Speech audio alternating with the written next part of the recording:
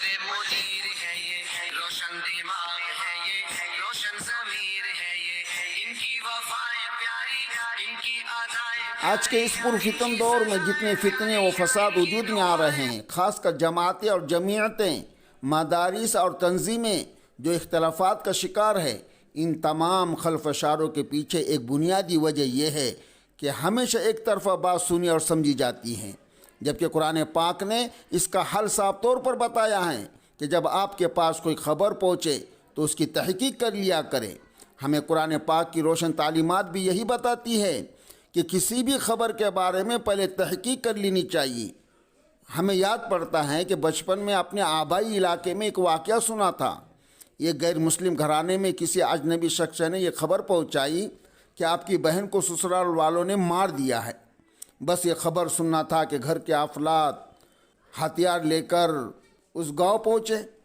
اور اس کو گھیر لیا، ان کے گھروں کو، اور فیصلہ کیا کہ اس گھر کا کوئی بھی فرد نہ بچنے پائے۔ جب گھیراؤ ڈال دیا گیا، جب چاروں طرف سے مورچہ بند ہو گئے، تو اس گروے کے اندر لڑکی کا ایک بھائی بھی تھا۔ اس نے دیوار پر چڑھ کر گھر کے آنگن کا جائزہ لیا اور کہا کہ جب تک میں نہ حملہ کا بولوں، جب تک آپ نے حملہ نہیں کرنا۔ اتفاقاً اس کی نظر جو صحن میں پڑی تو اس کی بہن زندہ سلامت بھینسوں کو چارہ ڈال رہی تھی۔ فوراً بھائی نے بآواز بلند کہا کہ دیکھو، کسی کو کوئی نقصان نہیں پہنچانا، ہماری بہن سلامت ہے اور خبر جھوٹی دی گئی ہے۔ ذرا سوچئے، اگر بہن پر نظر نہ پڑتی اور اسی سنی ہوئی خبر کو سچ مان کر اگر کارروائی ہو جاتی تو کتنا بڑا نقصان اور فساد وجود میں آتا۔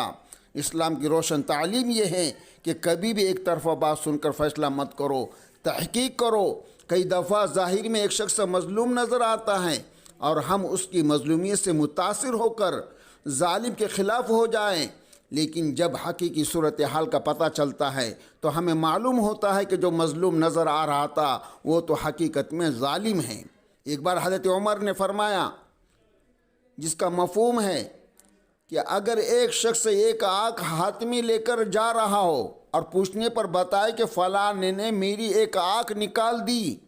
تو فوراً جذبات میں مت آنا، ہو سکتا ہے اس نے اس کی دونوں بھی آنکھ نکال دی ہو۔ اور آج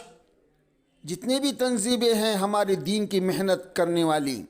کام کرنے والے افراد، اگر اس حقیقت کو سامنے رکھے اور اسلام کی روشن تعلیم پر عمل کرتے ہوئے معاملات کی تحقیق کر کے آگے بڑھے تو نہ جانے کتنی خیر وجود میں آئے اور کتنے فتنے و فساد سے اداروں کی حفاظت ہو۔ اور موجودہ دور میں اس تعلیم پر عمل نہ کرنے کی وجہ سے جو فساد وجود میں آ رہا ہے اور نتیجے میں جو بے برکتی پھیلی ہوئی ہے، ان سے ہم سب کی حفاظت ہو۔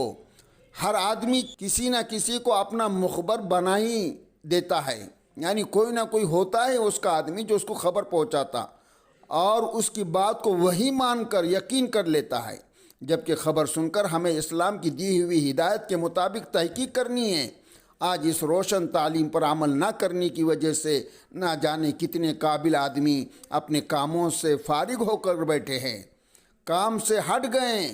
کیونکہ دوسرے کی بات سنا اور دوسرے طرف کی بات کے اوپر توجہ نہیں دیا، اس کی تحقیق نہیں کیے۔ کتنے ذہین طلبہ تعلیم سے محروم کر دیے گئے، کتنے شعبوں میں اتل پتل مچی ہوئی ہے، اور اسی روشن تعلیم پر عمل نہ کرنے کی وجہ سے کتنے پاکیزہ دل میلے ہو چکے ہیں، سکون سے محروم ہیں۔ اللہ تعالی ہمیں اسلامی تعلیمات کی کما حق قدردانی کی توفیق عطا فرمائے۔